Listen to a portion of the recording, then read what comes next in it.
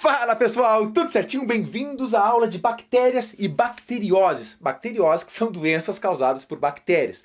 Lembrando, aqui, se você já assistiu nossa aulinha de vírus, você se lembra que vírus não podem ser tratados com antibióticos. Agora, as doenças causadas por bactérias, a destruição das bactérias, se dá pelo uso de antibiótico, ainda bem, porque se não é o antibiótico, nossa, várias doenças ainda seriam letais, basicamente, a mortalidade altíssima. E eu já vou falar para vocês, mas antes aqui, gente, características. As bactérias são organismos procariontes. A sua célula é procariótica. É muito importante você assistir. Claro, já assistiu, você está seguindo na nossa sequência. Lembrando que tem que baixar nossa apostila, fazer os exercícios para estar sempre ligado aí. Agora, olha só, são organismos procariontes. Sua célula não tem organelas, você tem os ribossomos, são estruturas para síntese de proteínas, o material genético solto no citoplasma e tal, tem que assistir a aulinha para se lembrar de tudo isso. Agora, eles são unicelulares. Fala, professor, não tem uma bactéria de várias células? Não. Bactéria é unicelular, não existe uma bactéria com duas células.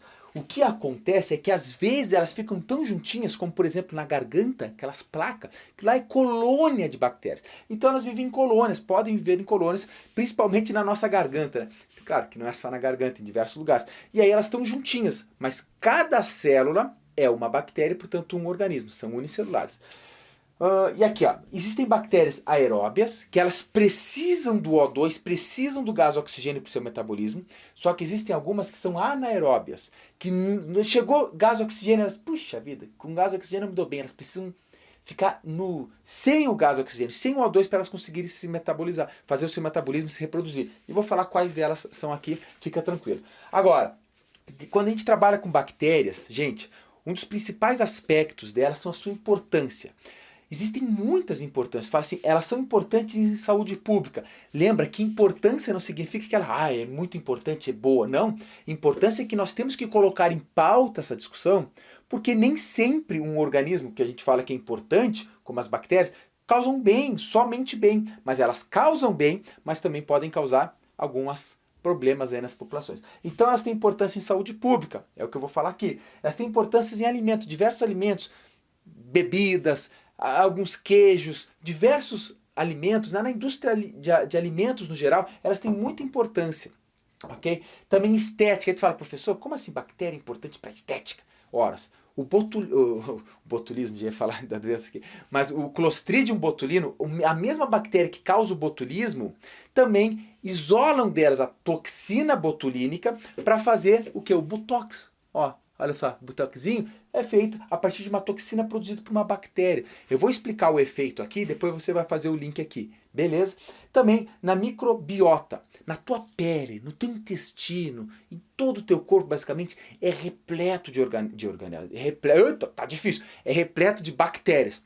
E essas bactérias são importantes para o bem do seu funcionamento do seu corpo. Imagina, na tua pele está cheio de bactérias. Aí fala, professor, mas como assim? Se não tivesse bactérias? Se não houvesse bactérias que fazem bem, que fazem parte da microbiota, outras bactérias que causam doenças, essas sim poderiam se instalar ali e dar alguns problemas. Então elas são importantes. O teu próprio intestino, gente, na digestão elas estão ajudando ali. Isso então, essas bactérias que fazem bem e estão no nosso corpo, são chamadas de microbiota. E aqui está uma bactéria geral, como eu falei para vocês, na aulinha de organismos procariontes, quando eu diferencio procariontes e eucariontes, a gente explica detalhadamente isso aqui. Agora aqui, gente, bacterioses, que são as doenças causadas por bactérias. Aqui a gente tem que ter atenção total. Assim como as viroses na outra aula, ou como as doenças que a gente vai falar por fungos e por protozoários nas próximas, você tem que se lembrar assim, gente, te liga. Como pega essa doença? É assim que pega, então tu sabe como previne. Quais são as medidas profiláticas, que são todos os meios que você pode usar para erradicar, para tentar erradicar ou diminuir os casos de determinadas doenças. Isso é profilaxia. E aí a gente começa com tuberculose. Antigamente, põe aí há 100 anos atrás, a pessoa que tinha tuberculose estava com a chance de morte muito alta. Chegava a 80%, 90% de mortalidade. A tuberculose existe ainda hoje, mas graças ao antibiótico, se você tratar, você cura. Alguns meses de tratamento bem intensivo, forte, você cura. Antigamente, até chamava, aquele é o tuberculoso, sabe? Até com um ar preconceituoso, porque a chance de mortalidade era muito grande. A bactéria se instala nos pulmões, daí daqui a pouco está tossindo sangue, dá uma pane geral e vem a morrer. A tuberculose, então, é gravíssima, ok? Todas essas aqui, como eu falei para vocês, tem tratamento e o tratamento é feito por antibiótico. Lembra que eu falei lá na aula de procariontes? Eu falei que existe aqui o plasmídio, que é um DNA extracromossomal, que faz com que a bactéria consiga resistência aos antibióticos. E aí entra um problema em saúde pública também. Hoje, para você comprar um antibiótico, você precisa ir no médico. Antes não. E aí as pessoas iam antes na farmácia, me dá 3 antibióticos, aí tu tomava antibiótico para gripe, para qualquer coisa. Só que nem tem efeito para gripe. Ou uma infecção na garganta, tu tomava um dia e falava, mas melhorou, hoje já tô melhor, vou parar de tomar. Tu não pode parar, porque aquelas bactérias que ali ainda sobreviveram, as mais um pouquinho resistentes, elas se proliferam e você forma agora uma colônia de bactérias resistentes. Por isso que é muito importante você saber. O antibiótico pode curar todas elas, mas algumas estão se tornando resistentes mais rápido do que a descoberta de novos antibióticos. Problemaço em saúde pública. Hanseníase, antigamente chamada de lepra. Fala, o leproso. Não posso encostar num leproso que cai esse pedaço. Gente, a hanseníase é uma doença muito ruim, mas tem tratamento também. Hoje a gente não fala mais lepra. Eu coloquei entre parênteses só para você se lembrar, mas não fala. E também o preconceito, essa doença é muito, rola muito preconceito sobre ela. Se tu pegar e abraçar uma pessoa que está com lepra, você não vai pegar a lepra, a não ser que você tenha contato constante, não somente pela pele, mas com saliva, pela respiração e tudo mais, gotículas de saliva, né? Aí, se teu sistema imunológico não está bom, você pode desenvolver ao longo de uma grande exposição a hanseníase, mas também ela tem tratamento, antibiótico. Todas aqui, eu vou parar de falar que tem, porque todas têm. E a hanseníase causa pequenas manchas e essas manchas ficam sem sensibilidade, ataca os nervos e a pessoa pode até amputar partes de dedos, até coisas mais graves. Pode ocorrer deformidade, sim, na pessoa. O tétano e o botulismo, gente, são duas doenças causadas por um gênero de bactéria, Clostridium. É um gênero anaeróbio. Então aqui tu pode colocar. Essas bactérias, elas esporulam quando estão em ambientes hostis para ela. O que é um ambiente hostil? Pega uma bactéria que causa o tétano, joga no chão. Elas não sobrevivem ali. Aliás, elas não se dão bem ali. Elas formam esporos para então sobreviver. São bactérias que formam. Esses esporos são formas resistentes. Você tem que assistir uma aula completinha específica de bactérias para entender. Esses esporos duram anos no ambiente, esperando o quê? Um lugar propício para se desenvolver. Aí tu imagina que tá a criança brincando lá, tá lá numa boa na praça, de repente pisa em um prego enferrujado. Já vou falar sobre isso. Esse prego crava e causa necrose no tecido. Quando causa necrose, se a bactéria do gênero Clostridium entrou ali, necrose, aqui não tem gás oxigênio. Ela volta à sua forma ativa, começa a se multiplicar, se dividir, e quando ela está se dividindo, ela está produzindo uma toxina, uma neurotoxina, que vai atuar no sistema nervoso central e vai fazer com que teus músculos contraiam e não relaxem. Isso é o tétano. O contrário do tétano, digamos assim, é o botulismo. Por quê? O botulismo é também por uma bactéria do gênero Clostridium, só que ela atua fazendo que a musculatura relaxe e você não consegue contrair. Isso se propagando pode dar um problema até na respiração, a pessoa pode morrer. São duas doenças graves. Só que o botulismo não é por ferida que tu pega ela. O botulismo é quando tu pega, por exemplo, enlatados. Esse enlatado está dilatado ali. O que acontece no enlatado? Falta oxigênio lá. Se está contaminado aquele alimento por bactéria do Clostridium botulinum, que é a bactéria do botulismo, aqui dentro desse enlatado está muito bom para mim reproduzir porque não tem gás oxigênio. Elas se reproduzem, liberam a toxina ali. Se você comer aquela toxina, você pega o botulismo, que é chamado de paralisia flácida.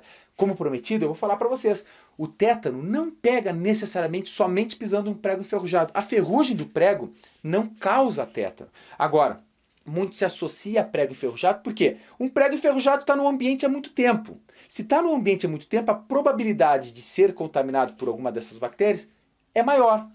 Só que olha só, se você pisar num galho e esse galho enfiar no teu pé, por exemplo, e lá necrosar, se ali tiver essa bactéria, você pega também. Ou seja, o tétano não é causado pelo prego enferrujado. O prego enferrujado é somente associado porque está no ambiente, está enferrujado, está há muito tempo ali e, consequentemente, se é uma ferida profunda, necrosou. Para pegar o tétano, é necessário que o tecido morra. Então, geralmente, um cortezinho de nada, assim, na pele, é muito difícil pegar tétano. Tem que necrosar, tem que estar em um ambiente sem gás oxigênio para a bactéria se dar bem. Pneumonia infecção bacteriana, tem pneumonia por diversas formas, até por vírus, mas a pneumonia, pessoal, é uma infecção no pulmão. E aí pode dar num lobo, nos dois pulmões, e também pode evoluir e até inclusive matar. Se a pessoa não tratar com muito cuidado, a pneumonia pode ser muito grave também. Meningite bacteriana, tem meningite viral. A meningite, inflamação, né, infecção nas meninges. Aquelas 3 meninges, Piamada, Duramata e aracnoide, que protege nosso cérebro. A bactéria chega lá e fala, opa, aqui tá bom. Se reproduz, causa infecção, causa inflamação, fica... tem até aquele teste, a dor de cabeça é tão grande e tá tão rígido isso aqui que tu não consegue encostar o queixo no teu peito. Não consegue. Consequentemente, gente, tem que tratar com antibiótico rapidamente, como todas já disse pra ti. Então a meningite bacteriana é mais grave do que a meningite viral. Só que tem tratamento também, não é, vou morrer, eu peguei meningite, não. Trate, mas é grave, pode sim levar à morte. A cólera é transmitida por alimentos e água contaminada e causa uma diarreia gigante. Pessoa com diarreia de cólera vai, parece que está assim, ó, num jato. Sabe quando tu vomita, sabe aquele jato? Só que é por trás. Então aqui, se pega por alimentos, você tem que se alimentar, beber águas tratadas, né? Não pode ser de qualquer fonte. Também alimentos, lavar bem os alimentos, todos aqueles negócios, saneamento básico, importante para a cólera.